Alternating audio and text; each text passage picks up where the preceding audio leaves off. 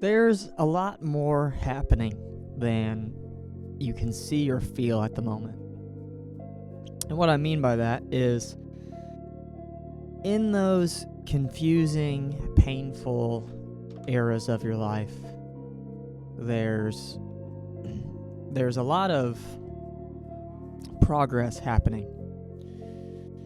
As in,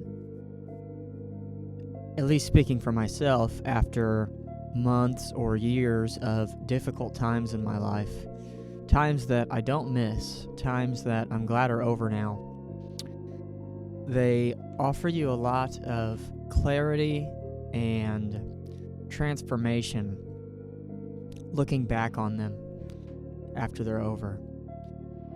And I can speak on that from bad friendships. I can speak on that from jobs that I didn't like. I can speak on that from doing a bunch of different things in my life that I truly don't miss at all.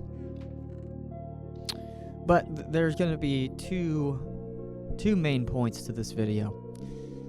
And that's going to be, one, getting past confusing, hopeless times and keeping in the back of your mind, or in the front of your mind if you can, but it's very difficult, that everything will eventually pass and the light will return despite the darkness, and the light will be stronger because you went through the darkness. And that's not me trying to defend horrific life events, but more so I'm pointing out that they can be very inevitable. And the second point that I'm really trying to hit on is staying busy, or staying locked in, as they say, staying focused on a goal. And there's a lot of times where maybe you'll develop all the habits, and maybe you stick with the habits for months and months and months and years, and you feel like no progress is being made. And you feel like let's take YouTube for example. Let's say that you've uploaded 100 YouTube videos over the past year, and you don't even have 100 subs, and you don't even have 100 views or on a single video or anything like that. So yeah, this is going to be the two things that I'm tackling. So let's start with the first one. Horrible moments or horrible times in your life and what they can do. I held a job at a pizza place for 7 years, and each year I built myself up higher in the corporate, titles. I became an assistant manager after working there for 2 years, and I became a general manager after working there for about 5 years. And around the year 2022, I was given a store that was brand new. They literally built it from the ground up, and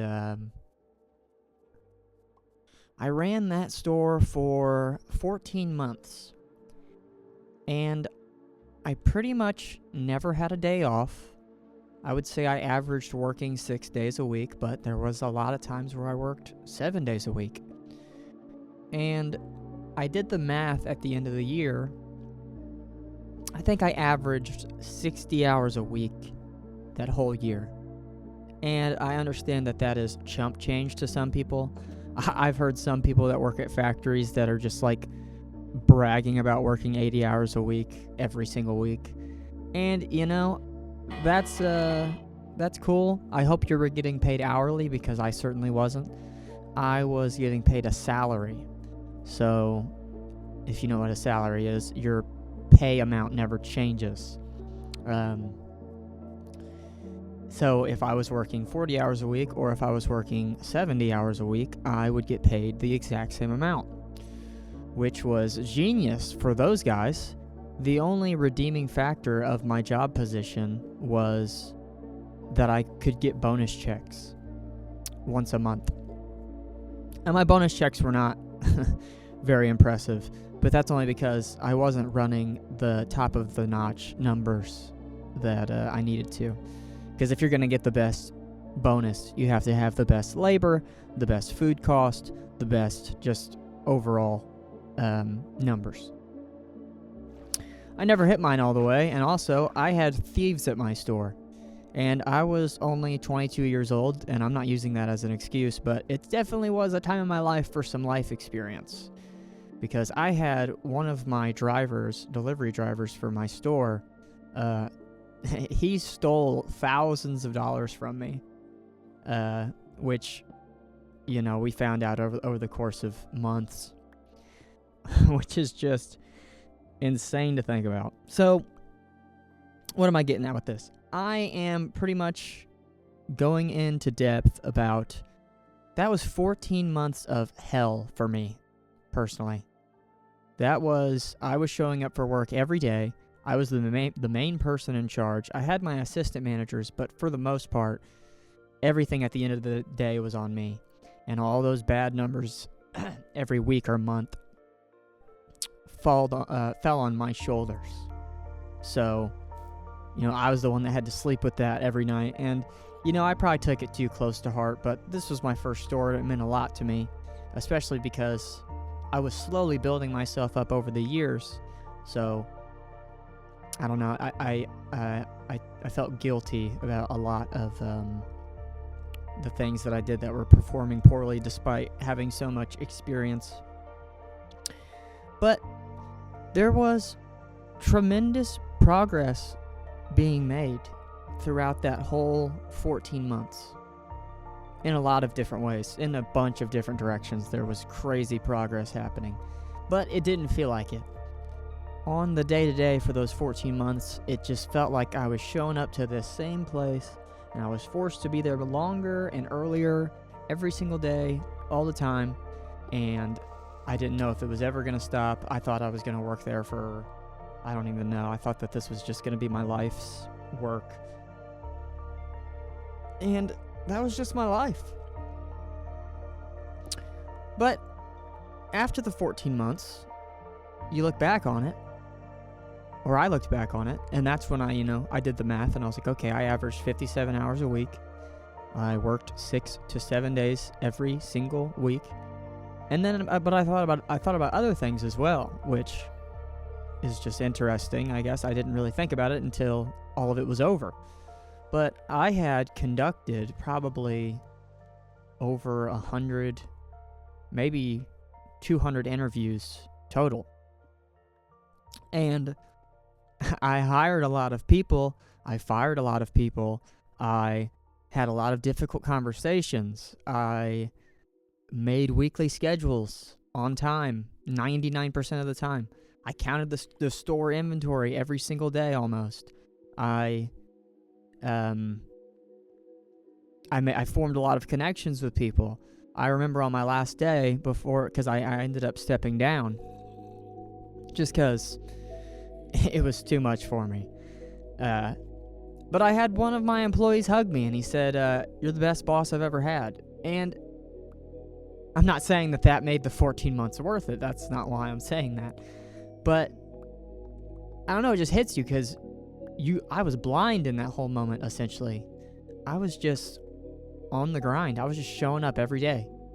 I was doing the things that I didn't want to do, and holding my composure to the best that I could, but I'm not going to lie to you. Sometimes I thought I was going to go crazy. And I don't know, when someone says something like that to you, it's like, okay, I guess, the world's much bigger than what I'm seeing by myself.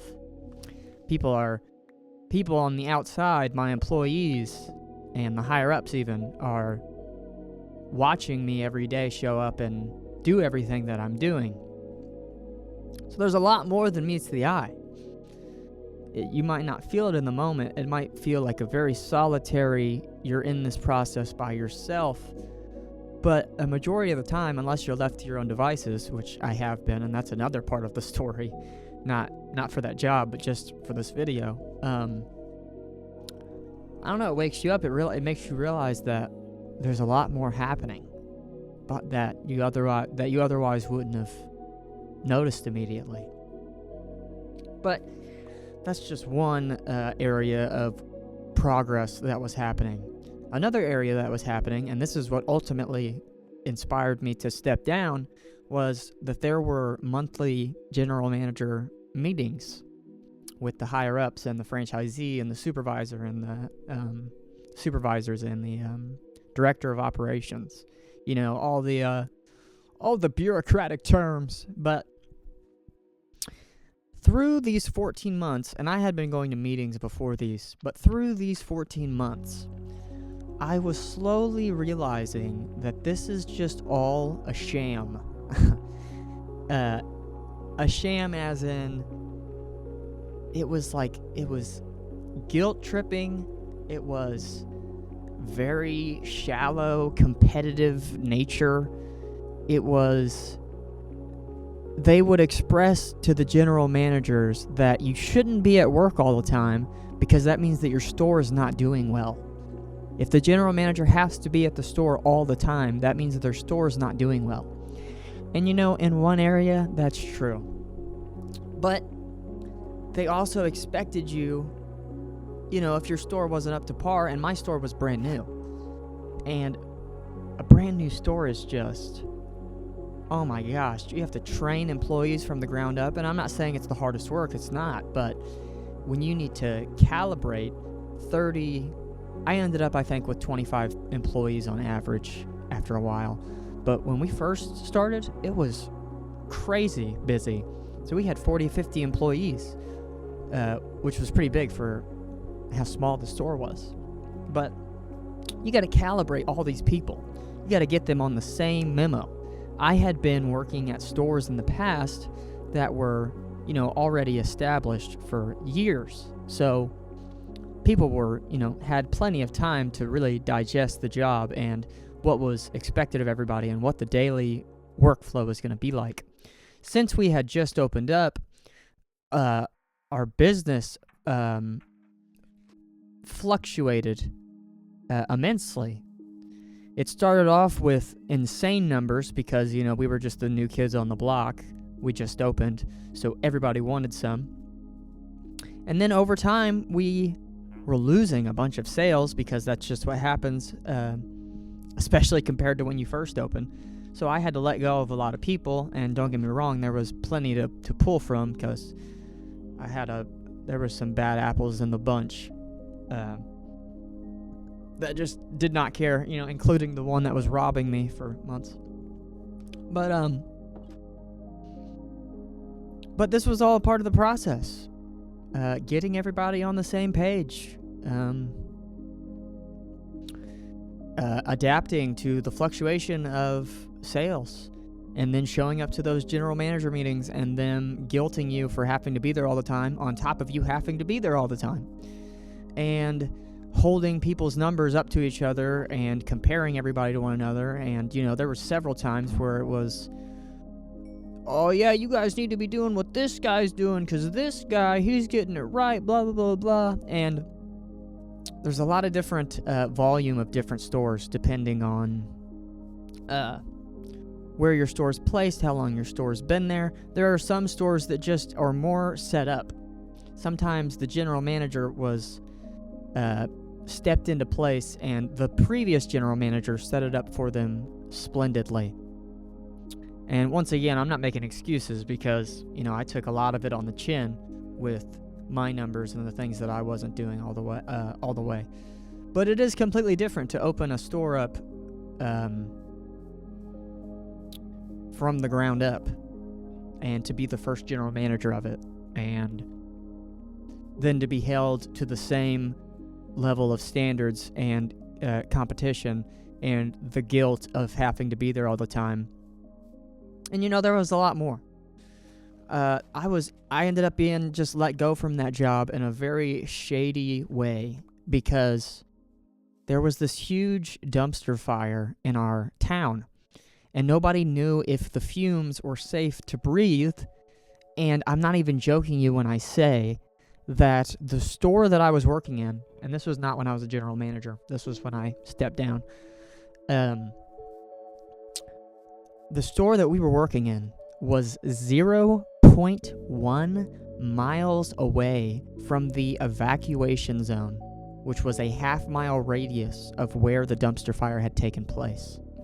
And I called the supervisor because I had a lot of delivery drivers that were feeling uncomfortable about breathing the air since they were so close.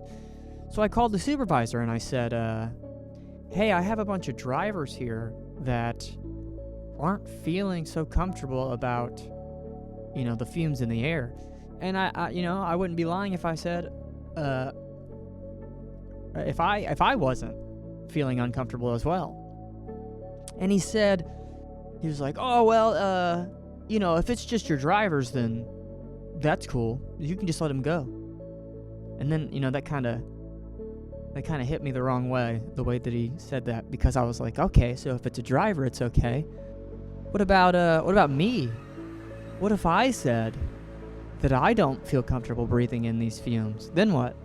And I swear to you, he did this kind of like explosive, like, he was like, blah, blah, blah, blah. I can't even remember what he said, but I know that he ended with, I'm just gonna call your general manager. I'm gonna get him to come in because this is ridiculous. Like, I'm about to drive down there, and it's like, your general manager who put up with the bullcrap of the job for 14 months and just showed up every day, hardly ever called in, because calling in was just a sin, and I'm sure it is anywhere, but calling in is just unlawful.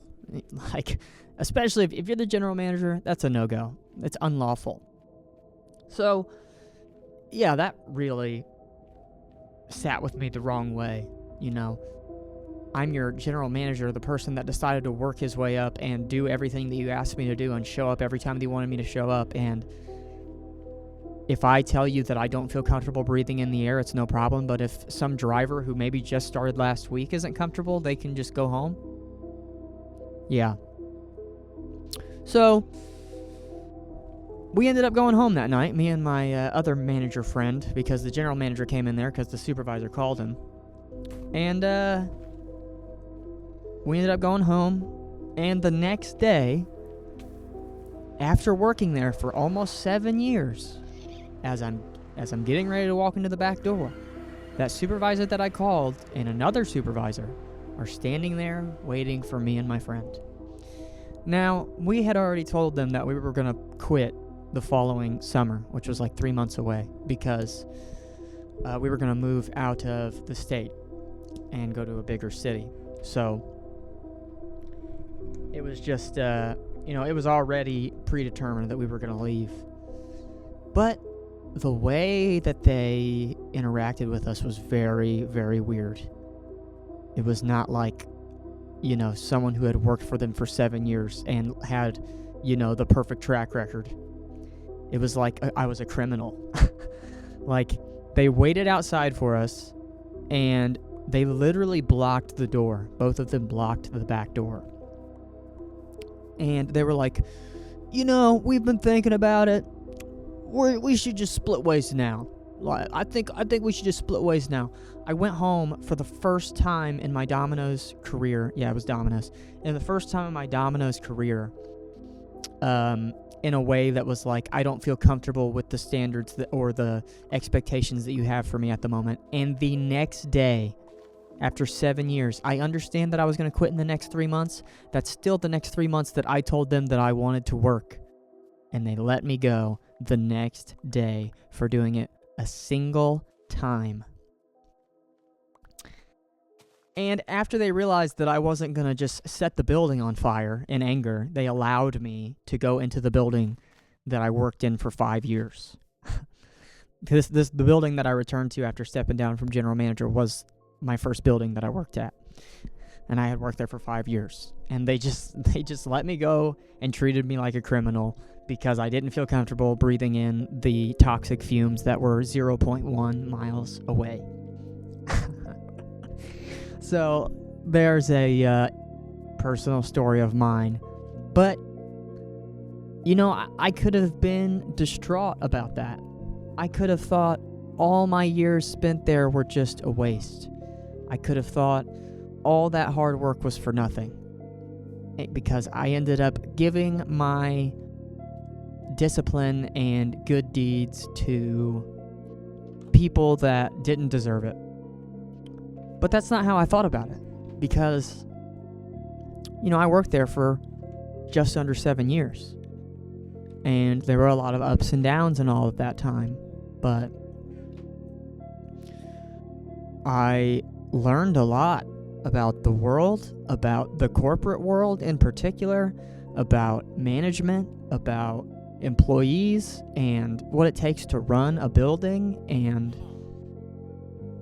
just the manipulative nature of the workforce. At least in my own little corner of it. But I still saw a very universal image of this. Because, looking back on it, I'm not surprised how it ended at all. Because, once you start asking too many questions in these positions, why would they deal with you? Because first of all, you're making them look bad by asking, because you're putting them, can you imagine how he felt when I asked him, well, what about the toxic fumes in the air that are 0.1 miles away, and you don't care about drivers who just started? What about me? So, that's why he exploded the way he did. He literally reacted like that, because I was putting him in a position that, is taboo. No, I'm your supervisor. You do not put me in a position like that. You do not make me have to decide letting you go home because of safety precautions that we've already decided are safe.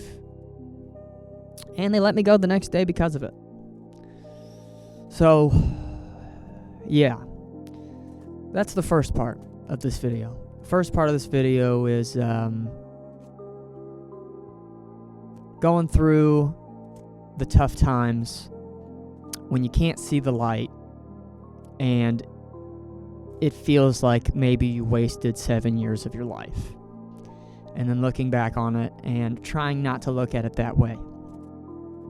Now, the second part of this video is, like I said, for the person that is maybe doing the work.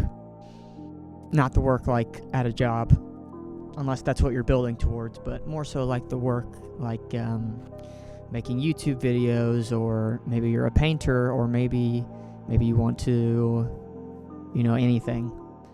And maybe you're not seeing any progress. You're not seeing any immediate progress.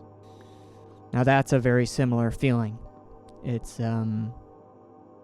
very similar to working in those rougher times and just hating the process and not realizing that there's more than meets the eye happening in the background. So imagine that you've made 500 YouTube channels. You've been a YouTuber for 2 years, and you've made 500 videos. You've done a lot of work, and you only have 500 subs. So you have 1 sub for each video in 2 years. And maybe your average video gets 30 views. And that can be very disheartening. That can make you feel like you look like an idiot. And I'm speaking from experience here. I'm not calling anybody an idiot. Mainly pointing out how I felt in the past. Because I've made a lot of different social media accounts, and I've put out a lot of content, and I've had a lot of things not go the way that I wanted them to. But you can feel like nothing's happening. It can feel like you're just speaking to a blank wall, and no one's going to see it, and no one's going to subscribe, and nobody cares, and why am I even doing this?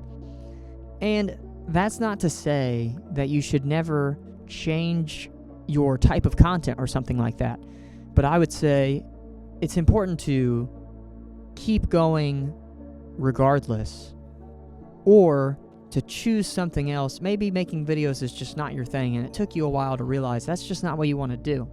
So maybe you want to start building towards something else. The main thing is that you don't want to stop everything altogether because you feel like no progress is being made. Because there is so much happening in the process that you don't immediately see. Now, I talked about this in the last video, but I made tremendous progress in the realm of making content, in the realm of finding my voice, in the realm of uncovering the topics that I care about and how I want to speak about them, through consistently returning to content and consistently trying and trying again. And there's been plenty of times where I felt like I was speaking to the void and no one was listening, and no one was going to follow me, or no one was going to see this video that I'm putting so much effort into. But it's not always about how many views you're going to get. It's not always about how many subscribers you're going to get, especially not at first, because these things accumulate over time. Once you have enough videos in your background, or once you have enough content that you've practiced doing, you set yourself up for having a better foundation to try again. Or another inspiring thing is, and I read this quote all the time, it's, you only really need one big win to cancel out all the others. So if you make videos for 2 years straight and nothing happens, you only have 500 subs, and you've been posting like crazy, and you've been putting so much work into them, and then on some random Wednesday you upload another video and it gets sent into the algorithm and you get 1 million video plays and 5,000 people subscribe to you and you get 300 comments and a ton of likes. It's like all of that doubt, all of that pessimism, all of that darkness that you were in about not knowing if anything was going to add up to anything worthwhile, or if you should just give up and go a different way because this is obviously just a waste of time. A lot of that gets blown out of the water. And that doesn't mean that you don't have to, like, maybe the next 10 videos you upload, it's like, okay, you gained 5,000 subs, but you're still only getting 30 views per video. So, maybe you'll slip back into that, that grind. But this time, you'll know that it's possible.